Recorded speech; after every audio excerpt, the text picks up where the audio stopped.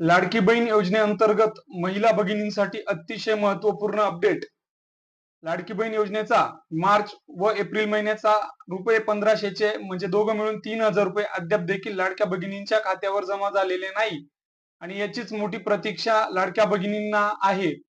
या संदर्भात शासनाचं कुठलंही महत्त्वपूर्ण परिपत्रक निघालेलं नाही. मात्र लोकसत्ता या मराठी वृत्तपत्रामध्ये माझी लाडकी बहीण या योजनेसाठी महत्त्वपूर्ण बातमी देण्यात आलेली आहे आणि काय आहे तीच आज आपण थोडक्यात बघूयात. लाडकी बहीण योजनेअंतर्गत जवळजवळ 54 लाख महिला अपात्र ठरवण्यात आल्या असल्याने तीव्र नाराजी प्रतिक्रिया उमटून येत आहेत.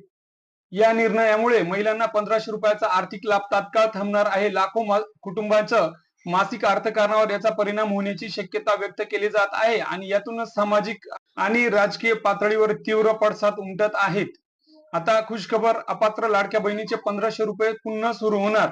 राज्य शासनाकडून अपील करण्याची संधी लाडक्या बहिणींना ज्या अन्यायकारकपणे अपात्र झालेल्या आहेत अशा भगिनींना देण्यात येणार आहे. तर यामुळे आता ज्या लाडक्या भगिनींचे हप्ते थांबलेले आहेत, सर्व अटी व निकषांमध्ये पात्र असून देखील तर अशा लाडक्या भगिनींना आता तक्रार करता येणार आहे. यामुळे लाडक्या भगिनींना ज्या रुपये 1500 रुपये हप्ता थांबलेला आहे तो मिळण्यास मदत होणार आहे.